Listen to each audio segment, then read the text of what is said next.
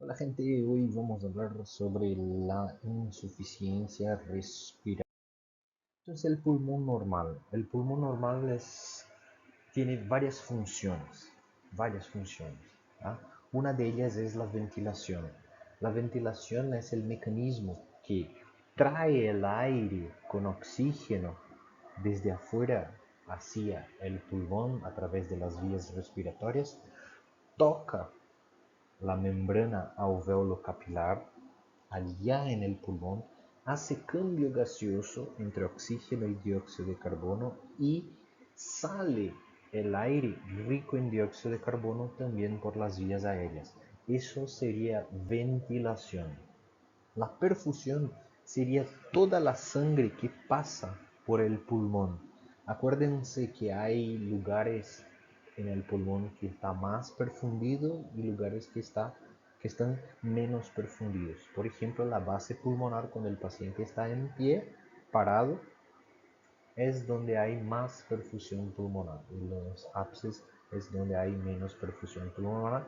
Por eso eh, el intercambio gaseoso cuando el paciente está en pie es más importante en las bases pulmonares. Después tenemos lo que es la difusión, que es el intercambio de gases entre el oxígeno que entra en el torrente sanguíneo y el dióxido de carbono que sale. ¿Tá? Depende de varias cosas también. Por ejemplo, la barrera hematoalveolar. La barrera hematoalveolar puede estar lesionada, puede estar danificada, por ejemplo, en una fibrosis pulmonar y tener una dificultad en cambio gaseoso entre el oxígeno y el dióxido de carbono. Después, un equilibrio entre la ventilación y la perfusión de sangre hace con que sea eficiente el intercambio de gases. ¿Tá? A veces puede estar aumentando la ventilación y a veces puede estar aumentando, o sea, a veces puede estar disminuido la ventilación y a veces puede estar disminuido la perfusión. Lo que ocurre una diferencia entre la ventilación y la perfusión que no es normal. ¿Tá? Y la fracción inspirada de oxígeno siempre va a ser 21%. No importa la altura que nosotros estamos, siempre va a ser 21%. ¿tá? Lo que cambia a nivel del mar y en un lugar alto, por ejemplo en las montañas, por ejemplo en el mal de la montaña, es la presión barométrica de oxígeno. ¿tá? Para definir insuficiencia respiratoria, nosotros necesitamos de gases en sangre. ¿tá? Y para saber gases en sangre, lo primero que tenemos que saber son los valores normales. Está en diapositiva, están los valores normales. ¿Estamos? Bueno, el concepto. ¿tá? La insuficiencia respiratoria es cuando hay hipoxemia, es cuando la presión de oxígeno está menor a 60 milímetros de mercurio en sangre, ¿tá? Pero puede tener acompañado también hipercapnia. Así, tenemos dos tipos de insuficiencia respiratoria, tipo 1 y tipo 2. La tipo 1 es la hipoxemia pura, donde solo hay presión menor a 60 milímetros de mercurio de oxígeno en la sangre sin hipercapnia. Y la tipo 2 hay hipoxemia menor a 60 milímetros de mercurio en la sangre con hipercapnia, que es el aumento de la presión de dióxido de carbono en sangre mayor a 50 milímetros de mercurio. ¿Ok? Eso todo respirando en aire ambiente, a nivel del mar y en ausencia de alcalosis metabólica. ¿Está? Miren que acá, esta curva acá, para que ustedes tengan una idea de la relación entre la saturación y la presión de oxígeno. Fíjense que acá tenemos la saturación ¿ah? a la izquierda y acá la presión de oxígeno arterial abajo. Entonces fíjense que mientras está 90 acá la saturación, ¿ah? tenemos acá arriba de 80. la presión arterial. Pero bajó de 80 acá, fíjense la curva que hace de la saturación, ¿tá? Es muy chiquitita, muy chiquitito el rango, ¿tá? De la saturación que nosotros tenemos, la presión buena de oxígeno en la sangre, ¿tá? Fíjense que acá abajo de 80, fíjense acá abajo de 80 nosotros ya tenemos insuficiencia respiratoria. ¿Ah? Bajo de 90, 80 ya tenemos insuficiencia respiratoria, pero tenemos que ver que tenemos que pedir una gasometría para ver cuántos milímetros de mercurio de oxígeno tiene en la arteria, en las arterias. ¿Ah? Y la saturación de oxígeno es por el saturómetro que nosotros ponemos de pulso, ¿ah? Podemos medir. Y acá está el efecto Borri y el efecto Hawley, que también te puede preguntar el doctor Honorar en el oral. ¿Tá? Entonces fíjense también con respecto a la curva que hace aumentar la avidez de la hemoglobina por oxígeno y disminuir la avidez de hemoglobina por oxígeno. ¿Tá? Es una pregunta que le puedo hacer. Acá tenemos los mecanismos de insuficiencia respiratoria.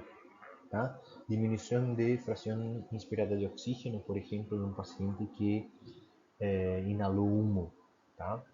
Disminuye el porcentaje de presión inspirada de oxígeno.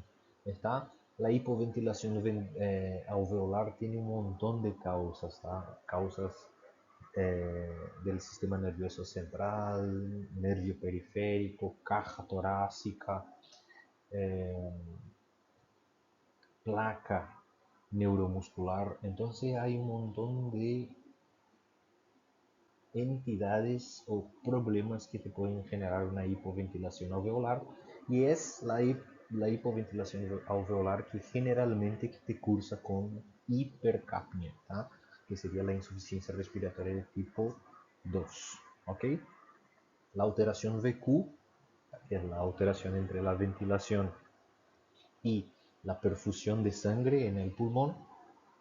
El shunt, que nosotros vamos a ver también que puede ser por diversos mecanismos también, pero el más importante creo que sería el síndrome hepatopulmonar, ¿tá? Que nosotros vamos a ver eso más en tercera era, ¿ok?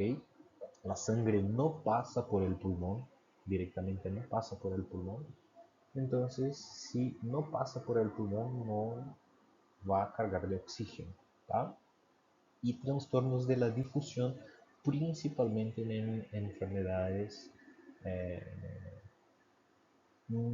intersticiales, ¿ah? Y PIC, principalmente PIC, ¿ah? Como por ejemplo las abestosis, algunas enfermedades reumáticas también como artritis reumatoidea, lupus, la fibrosis pulmonar idiopática, que es la más importante. Entonces, fíjense cómo pasa la ventilación acá. El aire, ¿tá? Acá está con una presión barométrica de 760 a nivel del mar, inspirando aire ambiente, ¿tá? Aire ambiente 21 grados. Fíjate. Entra en el espacio alveolar. En el espacio alveolar hay la presión, ¿tá? Alveolar de oxígeno y la presión alveolar de dióxido de carbono, ¿tá? Acá voy a sacar un poquito acá la foto para que vean acá, ¿tá? Eso acá es venoso, ¿tá? Y esto acá, después de tocar el alveolo, es arterial, ¿tá? Esto acá sería la perfusión y esta acá sería la barrera hematoalveolar, ¿se entiende? Entonces fíjense que en la vena la presión de oxígeno es de 40, en la arteria entre 80 y 100, ¿tá? Y la presión venosa de dióxido de carbono en vena es de 46 y en arteria es de 40. Entonces toca el alveolo, ¿tá? Pasa por la barrera hematoalveolar y hace los cambios gaseosos y deja con esta presión. Eso es importante porque algunas insuficiencias respiratorias nosotros tenemos que ver la diferencia entre la presión alveolar de oxígeno y la presión capilar de oxígeno. Eso vamos a ver más adelante. ¿Tá?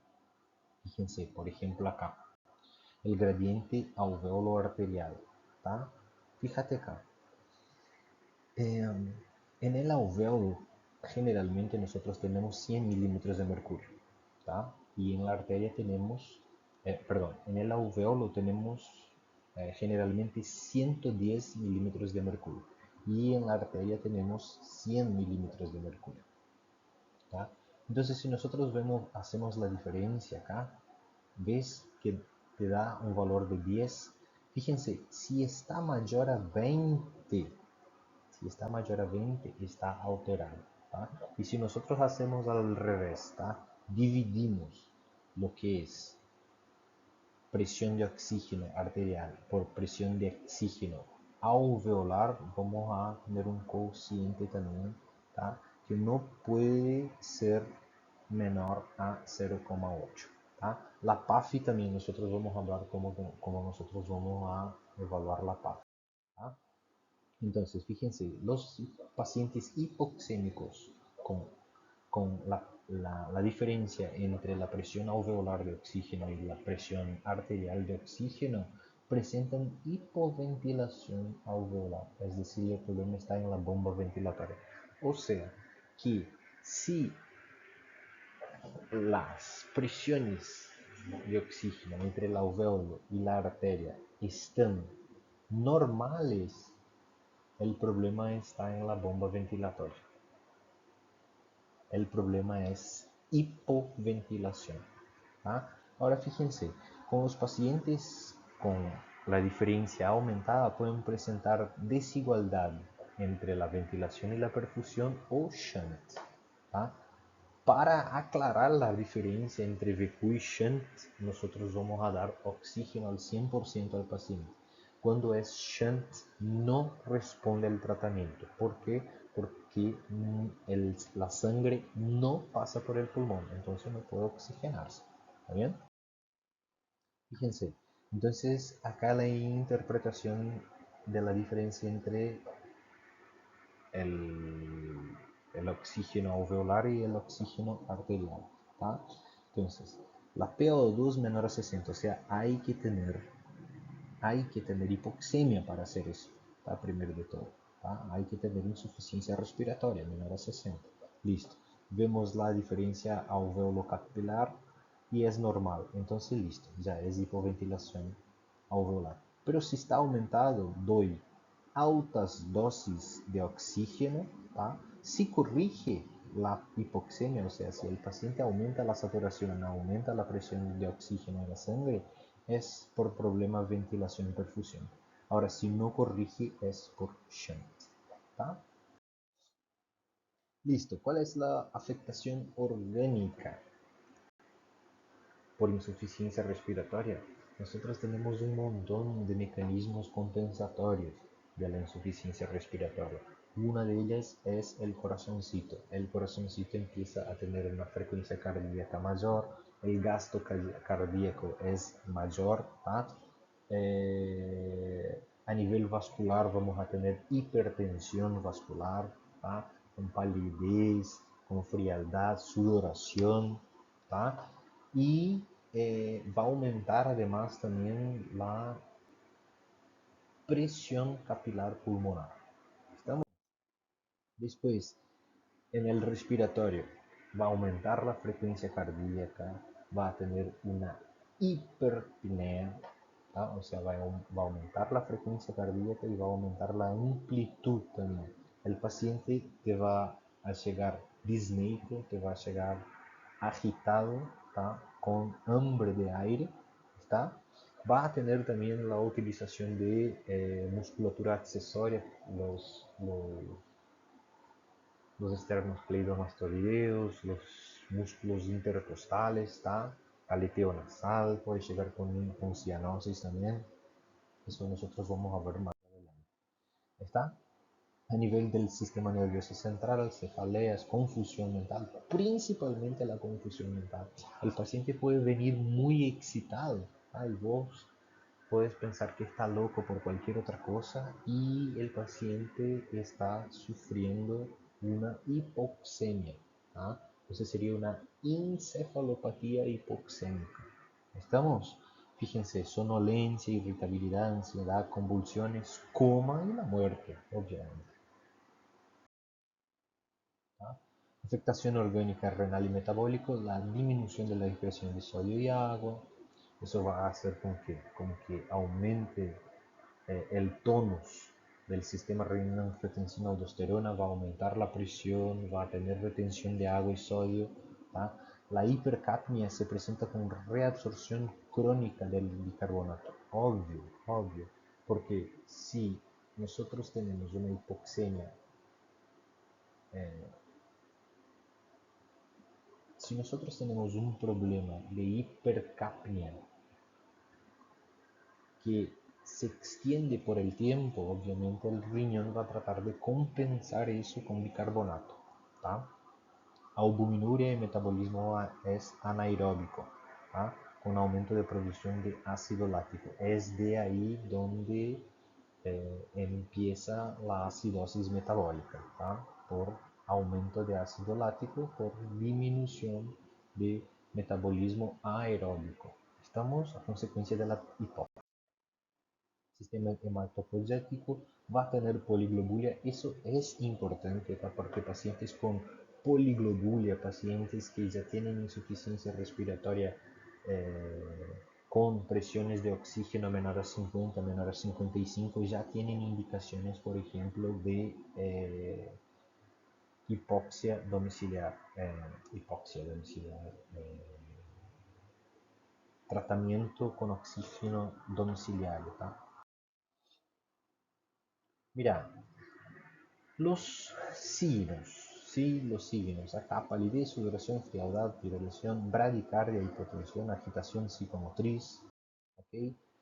Dependientes de la hipercapnia, piel caliente, enrojecida, sudorosa, taquicardia, hipertensión, somnolencia, estupor, pudiendo llegar al coma.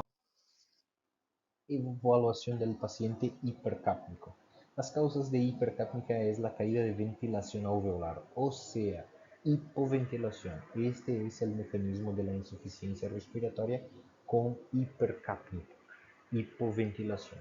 Y en eso tenemos que pensar en qué? Tenemos que pensar en cerebro, en médula, en nervio periférico, en placa neuromuscular, en el diafragma, en la caja torácica y en las vías aéreas. ¿Tá? El problema puede estar en cualquier uno de ellos. Por ejemplo, un ACV generalmente no te da eso, pero si ocurre un ACV justamente en el centro respiratorio o un tumor en el centro respiratorio, te va a alterar la respiración, ¿tá? Te va a dar una hipoventilación, ¿tá? Te va a alterar el sistema respiratorio, entonces te puede generar un problema.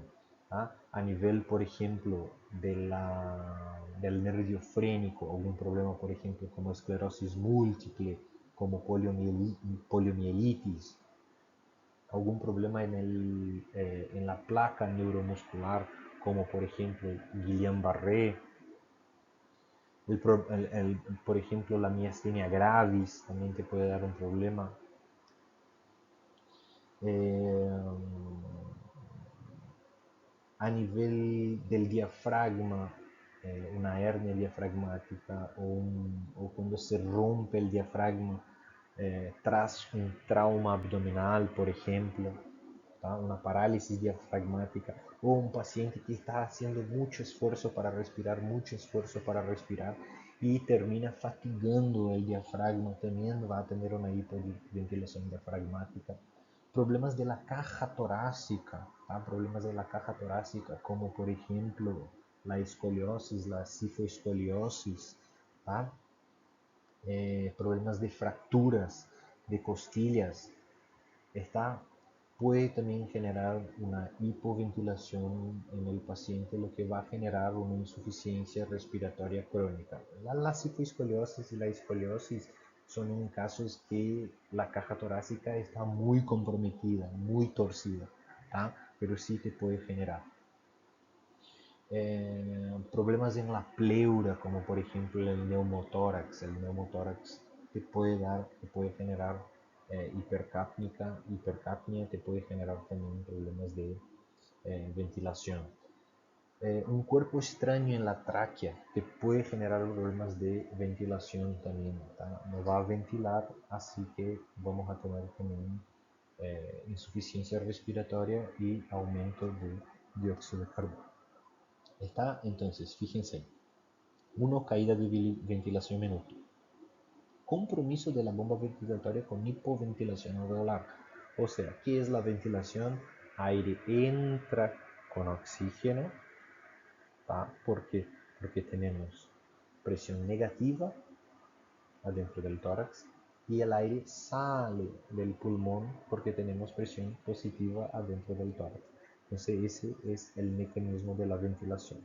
¿Ok? Y acá tenemos lo que es aumento de espacio muerto como atrapamiento aéreo, por ejemplo el EPOC y el asmático.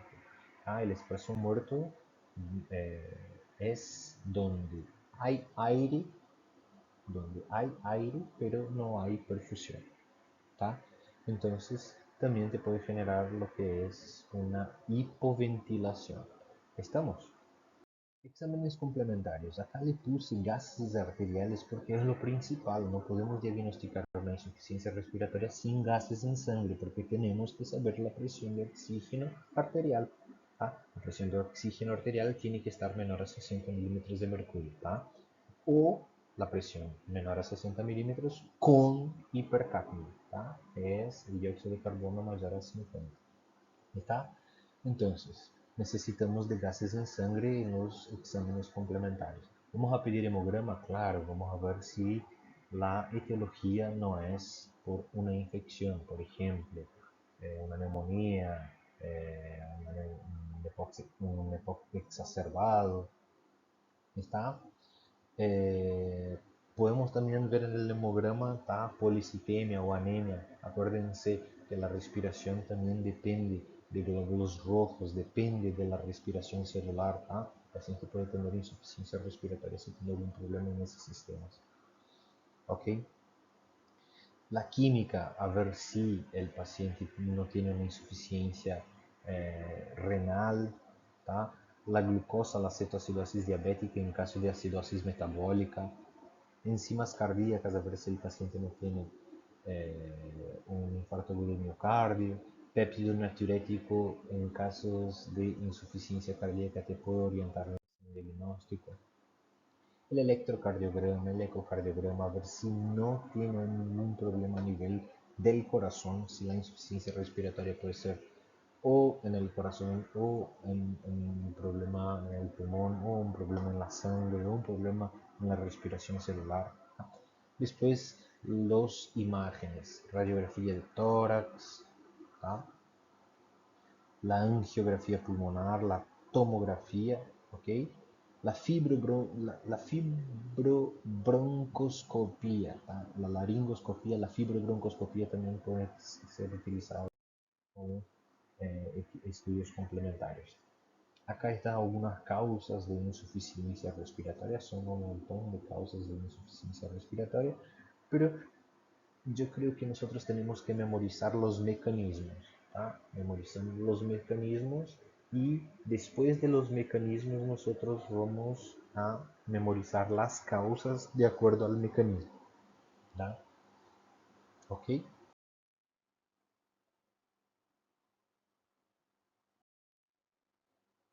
¿Cuáles son los signos de alarma?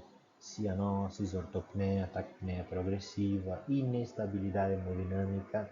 Acá el deterioro del estado de conciencia es muy importante, que te puede decir mucho sobre el pronóstico del paciente, el deterioro del estado de conciencia. Después la valoración de la mecánica respiratoria, una frecuencia respiratoria muy aumentada, la respiración, la dificultad respiratoria es nítida, es clara cuando nosotros vemos un paciente que está con dificultad respiratoria. tiene hambre de aire, está desesperado, ¿tá? Se ve, se nota cuando el paciente está. ¿Tá? Fíjense, la respiración paradojal. ¿Cuándo aparece la respiración paradojal? Cuando el paciente está con el diafragma fatigado. ¿Tá? Fatigó el diafragma y el paciente se va a morir. Tenemos que empezar o directamente intubar, pensar en intubar o intubar a este paciente, a ver si nosotros podemos salvar todavía la vida del paciente. ¿Tá? La respiración paradojal es un signo de alarma. El tiraje o la utilización. El tiraje es distinto de la utilización de músculos accesorios. ¿Tá? El tiraje es cuando se hunde la piel entre los huesos. ¿Tá? Espacio supraclavicular, infraclavicular, espacios intercostales. ¿Tá? Se hunde la piel, eso es tiraje. Y la utilización de músculos accesorios nosotros vemos. Por ejemplo, el esternocleidomastoideo cuando funciona, los intercostales, otros músculos, hasta el músculo del hombro utiliza para poder respirar. ¿Tá? En este momento el paciente está con muy mal pronóstico, muy mal pronóstico. ¿Tá? Fíjense que es importante saber de la insuficiencia respiratoria. ¿Tá?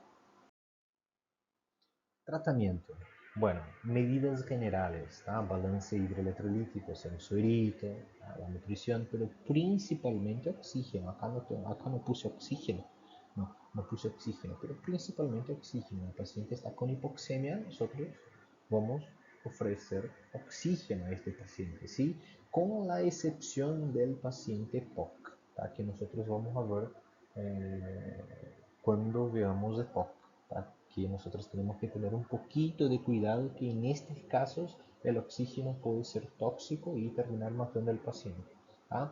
Pero fíjense, las medidas generales, la nutrición del paciente es importante, ¿tá? Porque si aumenta la frecuencia cardíaca, aumenta la frecuencia respiratoria, este paciente va a necesitar de un aporte nutritivo, ¿tá? Apoyo emocional de la familia, del equipo médico, del equipo de enfermería, kinesio, ¿tá?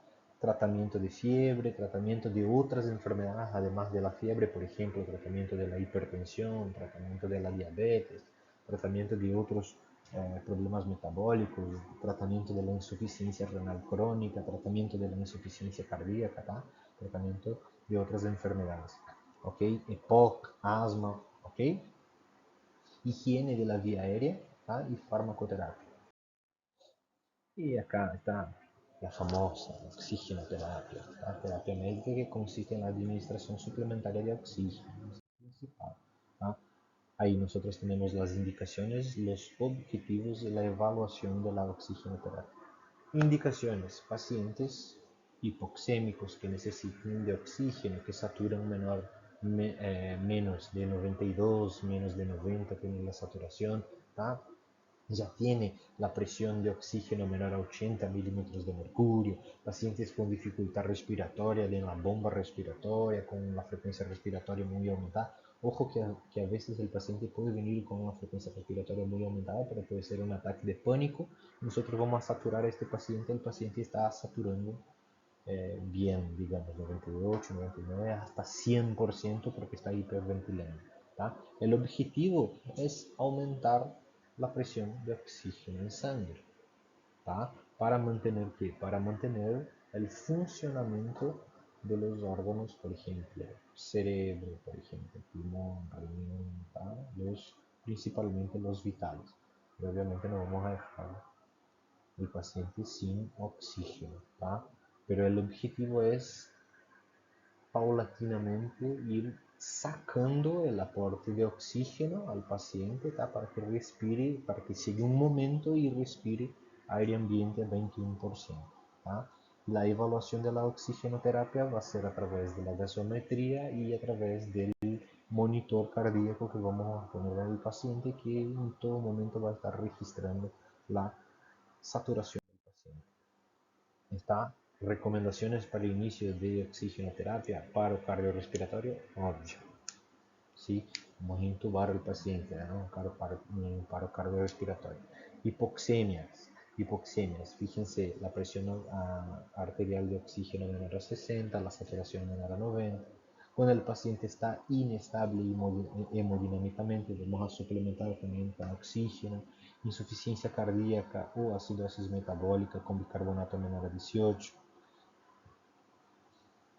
frecuencia respiratoria mayor a 24. A veces nosotros tenemos pacientes con frecuencias respiratorias de 30, 35. Ojo, que este paciente está muy mal, muy mal. Fíjense, entonces en los EPOCs, que yo dije recién, puede ser tóxico la administración de oxígeno, por eso tenemos que administrar eso entre 24, 28 y 31% de oxígeno. ¿Tá? Indicaciones de asistencia respiratoria mecánica, eso por ahí es importante saber. ¿Tá? Acá les puse. Es importante porque en el momento de decidir, ¿vamos a intubar o no vamos a intubar al paciente? Este es un momento crítico, crítico, ¿tá? Principalmente para médicos que trabajan en emergencia y médicos que trabajan en UTI. Bien, sobre el trasplante de pulmón, yo no creo mucho que hagan muchas preguntas sobre el trasplante de pulmón, ¿tá? Pero acá le puse más o menos a quién nosotros vamos a proponer el trasplante de pulmón, ¿tá? Principalmente en pacientes que presentan insuficiencia respiratoria avanzada, ¿sí? Que además del tratamiento domiciliario con oxígeno, no responden al tratamiento y obviamente tiene que tener muchos criterios y hay una cola, ¿sí? Para hacer el trasplante de pulmón. ¿Está?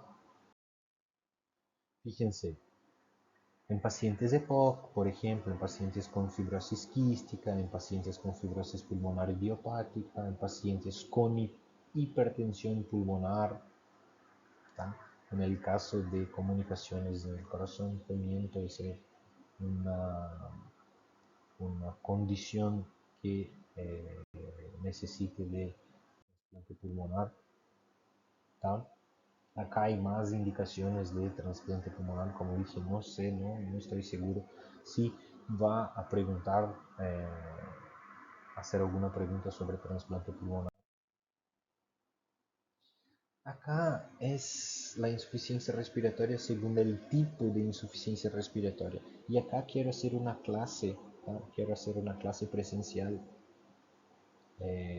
o por Zoom, ¿tá? En vivo, para explicarles bien cómo es el funcionamiento de cada mecanismo, ¿tá? Pero acá es la falla de la bomba, fíjense. No, acá es en general, ¿tá? Está los mecanismos por hipoventilación, por fracción inspirada de oxígeno, por alteraciones de Q, por shunt y por problemas de difusión. Fíjate acá, por disminución de fracción inspirada de oxígeno, ¿sí? Yo dije recién, ahora acá, por ejemplo, daño en sistema nervioso central, medular, neural periférico, placa mioneural, trastorno muscular, trastorno pared torácica, obstrucción de vía aérea, obstrucción bronquial. Hasta acá, todos son causas de hipoventilación. Todas son causas de hipoventilación. Hasta acá, la obstrucción bronquial. ¿Está? De acá para abajo, por ejemplo, daño pulmonar. Puede ser, puede ser un shunt, puede ser una alteración VQ, ¿tá? Puede ser, por ejemplo, por EPIC, ¿ok? Por daño vascular pulmonar, es el TEP, ¿tá? Es el TEP, daño vascular pulmonar, ¿tá? Por daño pleural, incluso neumotórax, derrame pleural también te va a generar, ¿tá? Algunos problemas. El shunt, que nosotros dijimos, principalmente el síndrome patorrenal. Transporte de gases en sangre, ya dije, por ejemplo, el paciente que tiene mucha anemia, ¿tá? El paciente es muy anémico, ¿tá? Puede tener problemas de transporte de oxígeno en sangre y directamente por daño en la propia respiración celular. Bueno, hablando de otro mecanismo que no es la hipoventilación y que también quiero explicar en otra oportunidad, ¿tá? De una clase en vivo, ¿tá? las alteraciones a través de los mecanismos. Fíjense que acá nosotros tenemos la ventilación, que nosotros tenemos la perfusión, ¿sí? Pero fíjense, acá hay una menor ventilación. Fíjense que acá está menor. Entonces hay menos ventilación. La ventilación acá está 0,5 y la perfusión está 1. Entonces hay alteración en la ventilación-perfusión.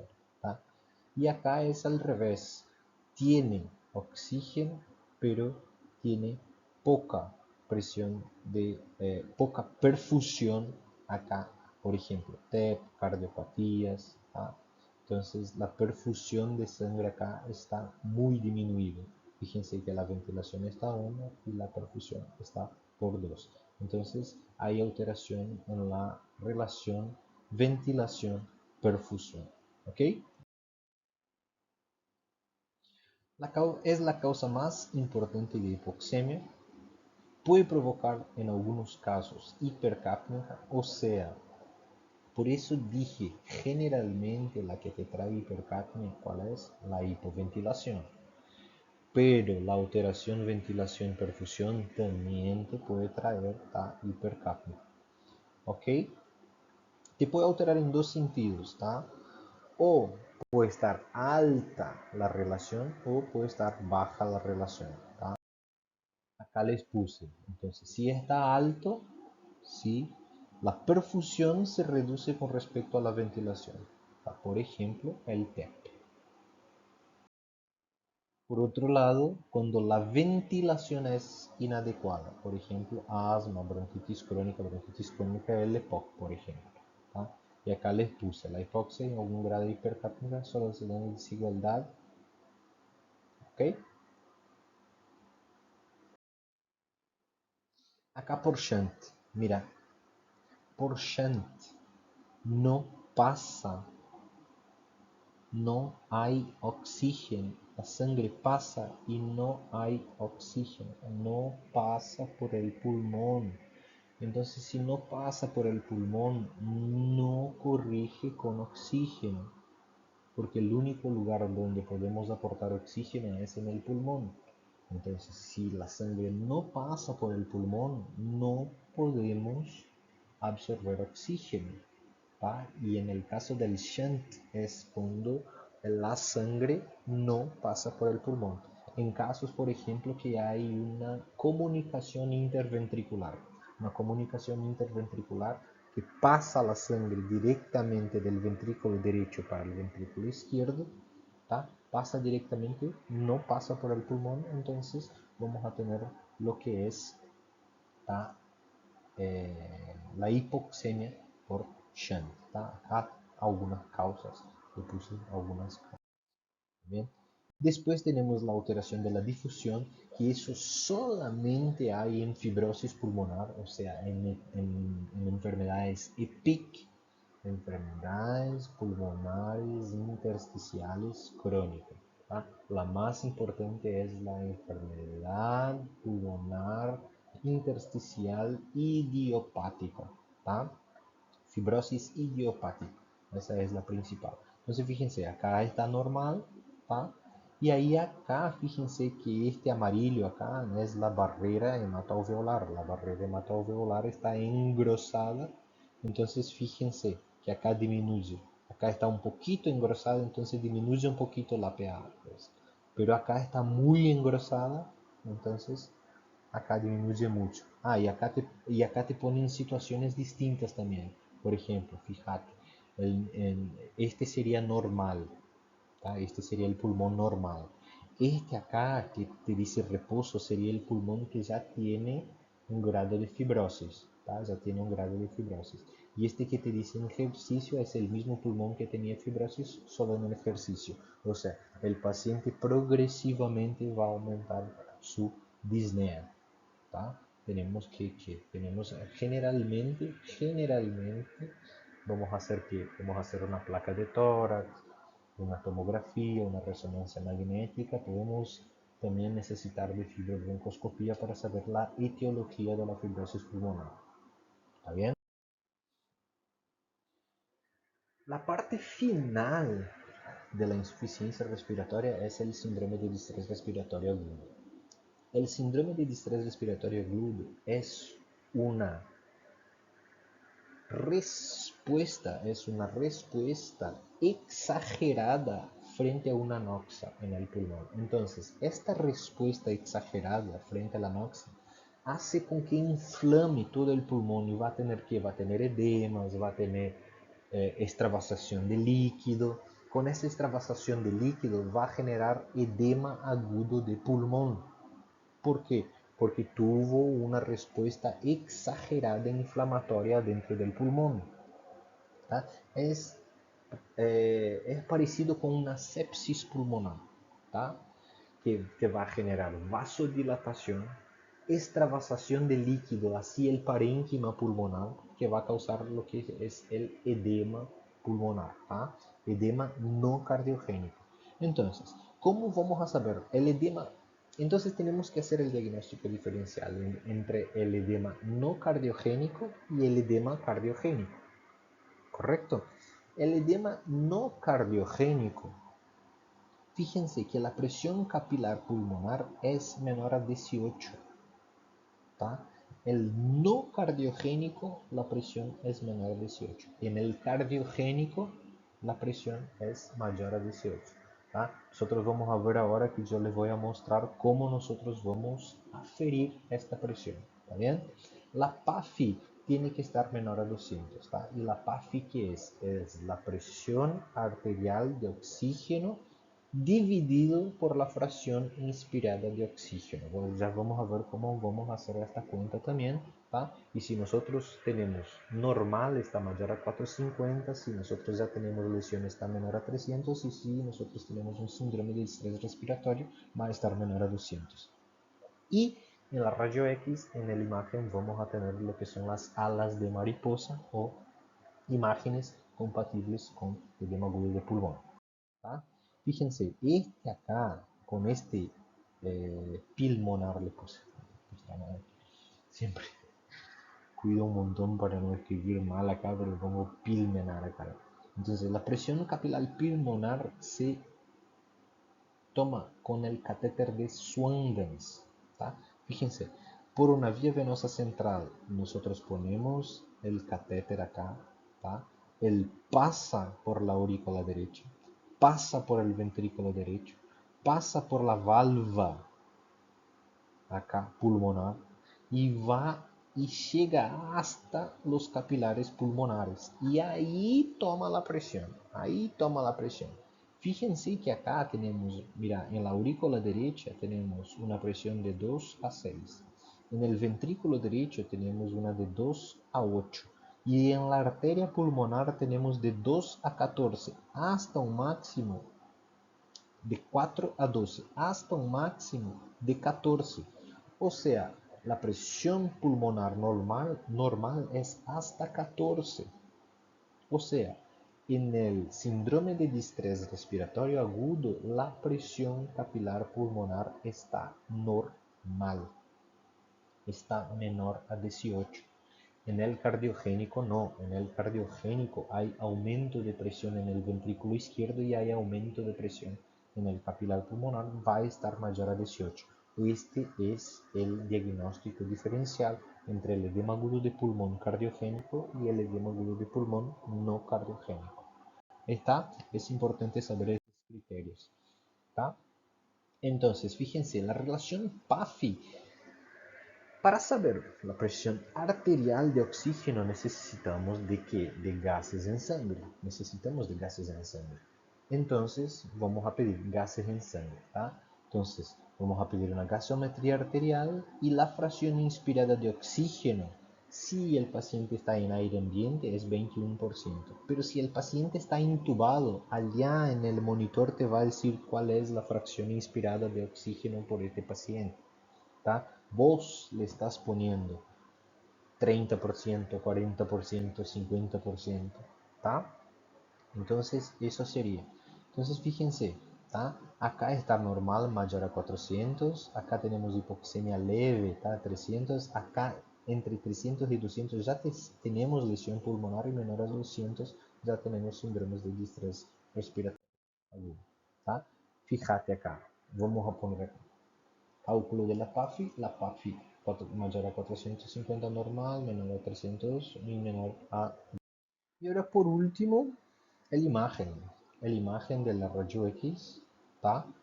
Con el edema agudo de pulmón. Fíjense las alas de mariposa acá en la rayo X de pulmón. Cierran los tres criterios de síndrome de distrés respiratorio.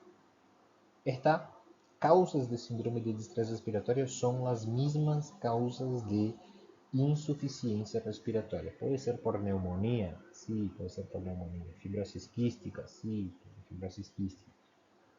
Pero acuérdense cómo nosotros vamos a memorizar. Vamos a memorizar primero de todos los mecanismos.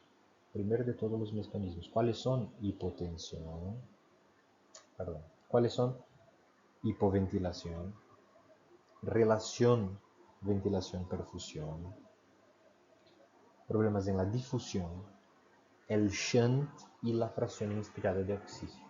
A partir de ahí, nosotros empezamos a pensar en las causas de síndrome de distrés respiratorio, en las causas de insuficiencia respiratoria. El tratamiento acá del síndrome de distrés respiratorio, obviamente, además de las medidas de soporte, además del tratamiento de la enfermedad de base, ¿tá? Acá nosotros tenemos que utilizar CPAP, CPAP, ¿tá? O sea, tenemos que utilizar ventilación positiva al paciente, que puede ser invasiva o no invasiva. Si es no invasiva, es la VNI, ¿tá? Vamos a utilizar VNI, ¿ok? Ventilación no invasiva. Pero si nosotros intubamos al paciente, vamos a utilizar ARM con presión positiva. Este sería el tratamiento de la insuficiencia respiratoria. Tenemos que tener una clasecita, ¿tá? En vivo para hacer eh, entender mejor la insuficiencia respiratoria. Espero que les haya servido la clase de hoy. ¿Estamos? Muchas gracias. Nos vemos en la próxima.